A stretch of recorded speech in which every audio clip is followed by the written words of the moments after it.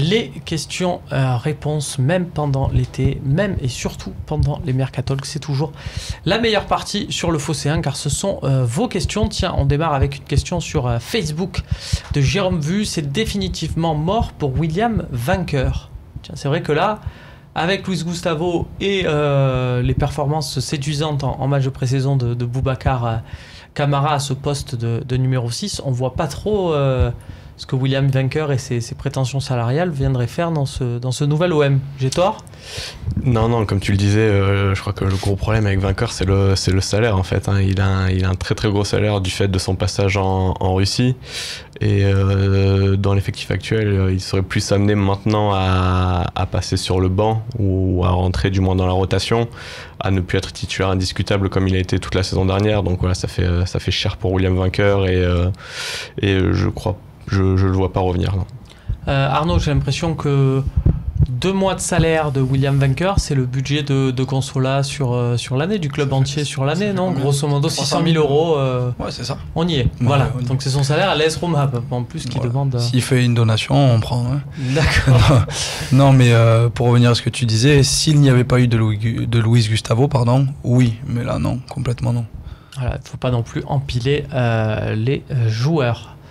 On va passer une question sur Twitter de Gaëtan 1331. Quels sont les pourcentages de chances pour Fanny, Ubokan et Betimo d'être Marseillais la saison prochaine ? Alors ils sont sous contrat et je pense que c'est une donnée qu'ils ont pleinement intégrée. Voilà, on va le dire comme ça.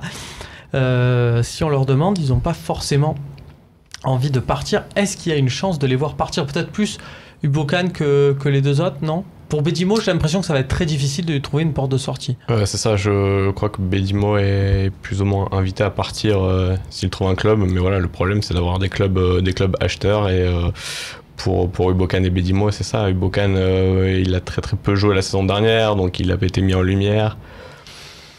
C'est difficile, on va pas dire de s'en débarrasser, mais difficile de leur trouver des lieux où atterrir.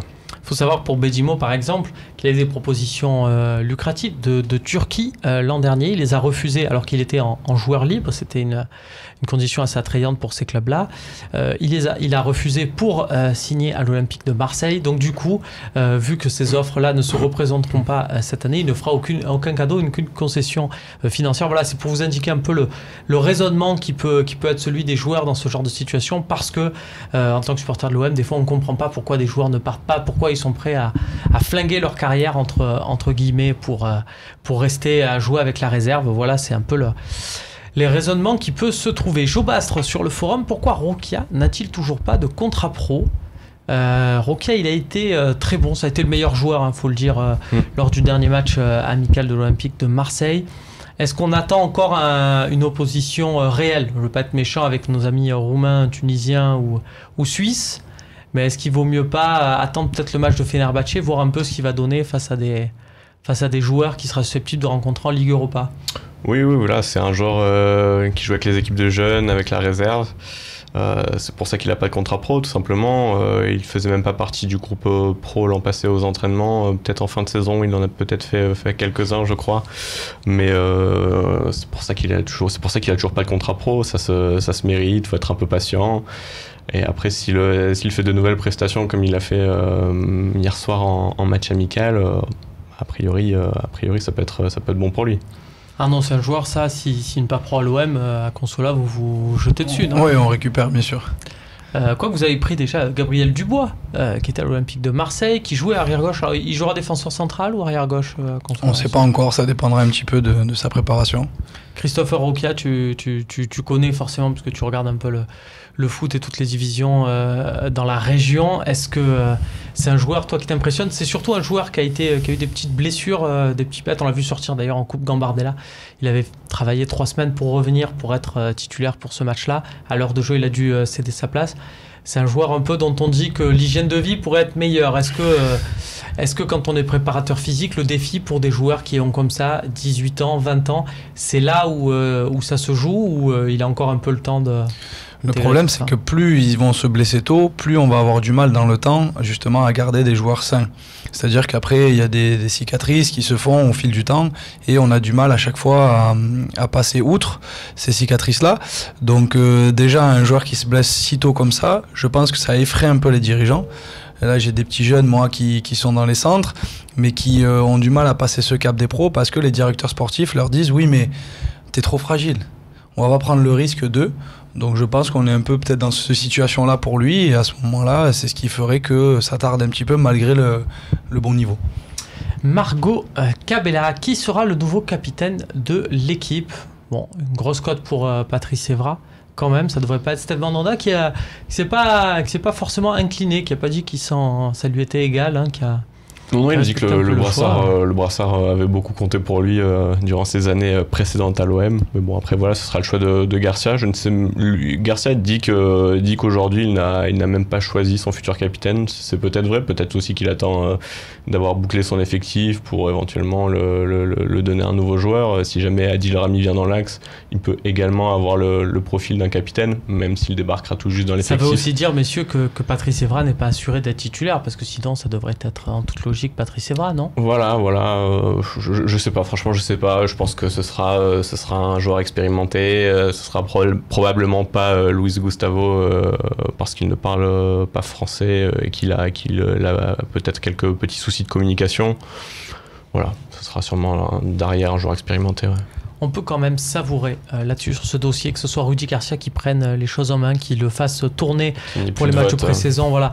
Parce que ce côté vote des joueurs, enfin, on paye quand même des gens pour qu'il y ait une hiérarchie, qu'il y ait une organisation dans un club. Je sais pas vous, mais moi, ces dernières saisons, ce côté vote des joueurs, ça m'avait un peu consterné. Et c'est pas juste pour tirer sur la précédente direction à l'Olympique de Marseille, qui avait, on se rappelle que le précédent groupe l'an dernier avec Franck Passia avait voté pour Lassana Diarra, qui voilà, était révélateur quand même de certaines choses. Mais c'était aussi le cas au niveau de l'élection de Mandanda, que j'avais trouvé, c'était un vote des joueurs au départ de Mamadou Niang.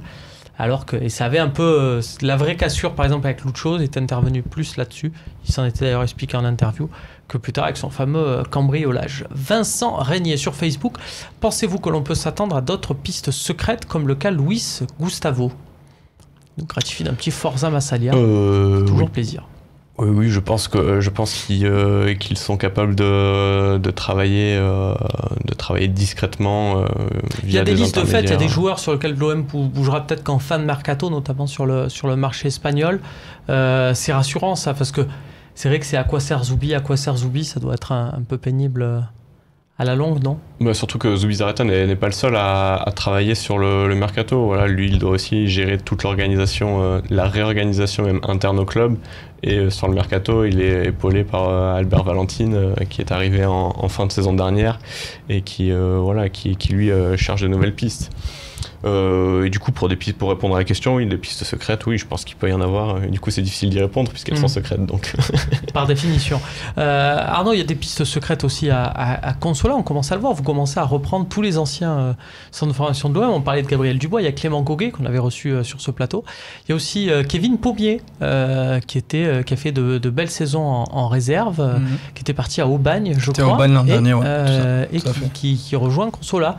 On peut y rajouter Rémi Sergio, buteur, qui était passé... On en a pas mal. On a Mendy aussi, Prince Mendy, de son surnom. On a pas mal de joueurs qui sont passés par ce cursus-là. Marek Amiri, Fabien Barillon, tous ces jeunes ont été formés à l'OM dans les équipes de jeunes. Et on les récupère aujourd'hui parce que c'était les déchets un petit peu de ce centre de formation. Je sens que tu leur donnes en les respectant, ouais. Tout en les respectant. Donc il y en a encore là qui vous intéressent. Vous allez pouvoir récupérer par surprise 2-3 joueurs de... On a fait, je pense, un recrutement cohérent cette année où on récupère des vrais joueurs de national. Quand je dis des vrais joueurs, c'est des joueurs qui ont l'expérience de ce niveau, ce qui nous manquait peut-être pour passer un cap. Donc on a récupéré Ibrahima Sakho qui était à Boulogne, Maguette Ndiong qui était aussi à Bastia, qui c'est des joueurs qui sont passés par Dunkerque. Et on va récupérer Tamboura, il me semble le nom, qui était à Boulogne, à Dunkerque. Voilà, donc c'est des vrais joueurs alors qu'avant on recrutait un peu régional. Voilà, donc on s'étoffe un petit peu. On verra bien sûr ce que ça donne tout au long de la saison avec René Malville qui ne manquera rien des matchs à domicile. Francky Frankou, un nom bizarre. Si la saison devait se dérouler avec l'effectif actuel, incluant Rami, le top 3 serait-il envisageable? Très bonne question, parce qu'elle inclut du coup notre ami Lucas Ocampos, mais aussi d'autres pépites. Pourquoi pas.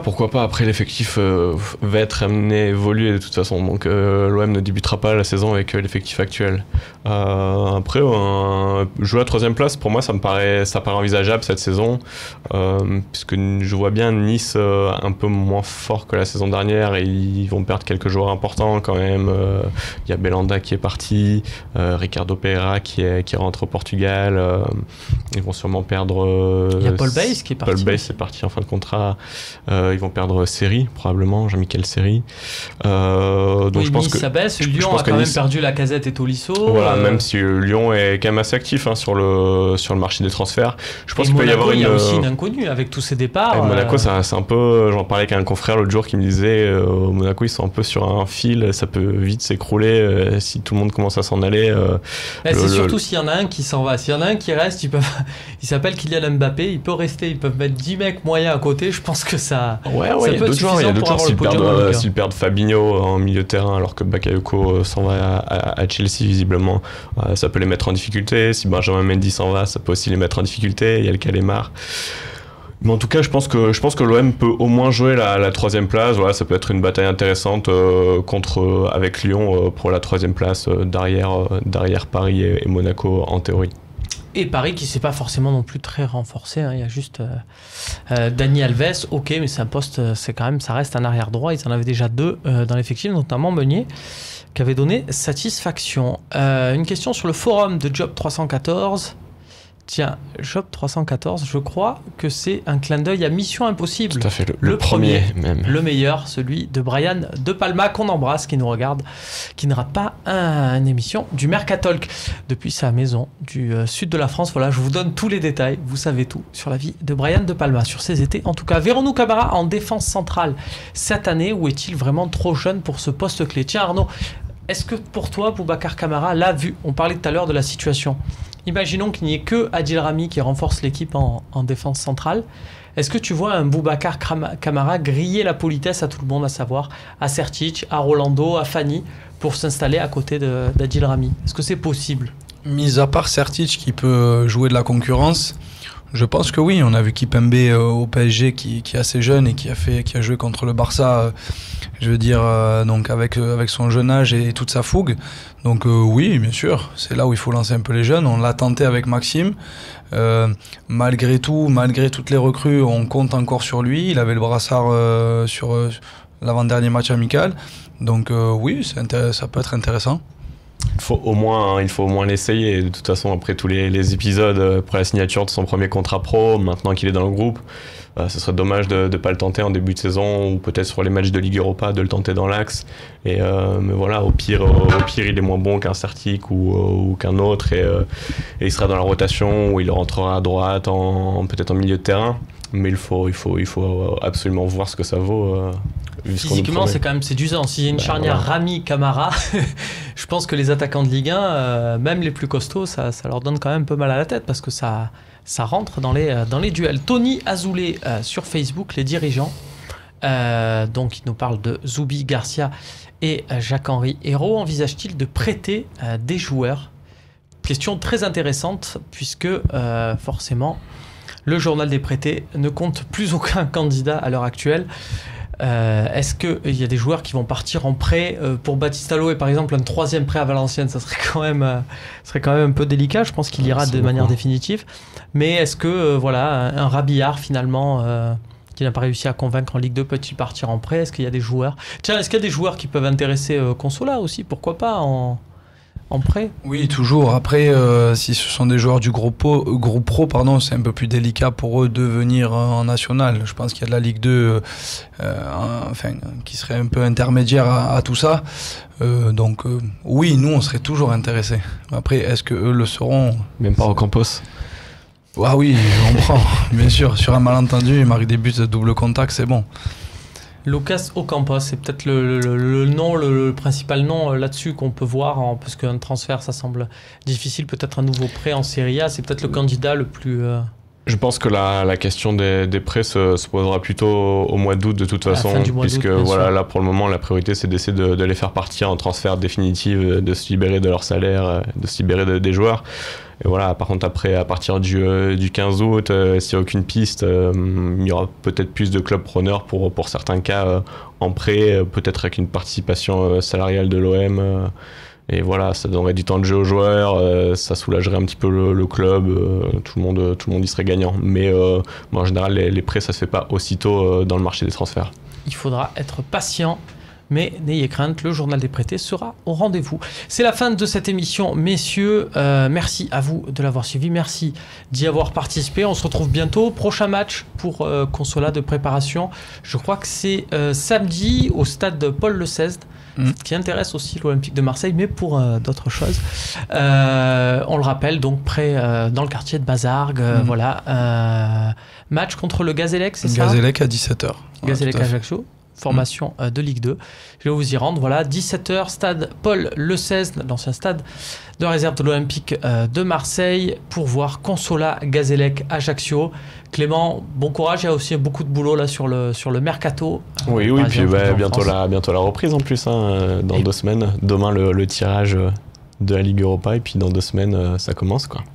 Un tirage que vous pourrez suivre bien sûr en direct sur Le Phocéen. Salut à tous.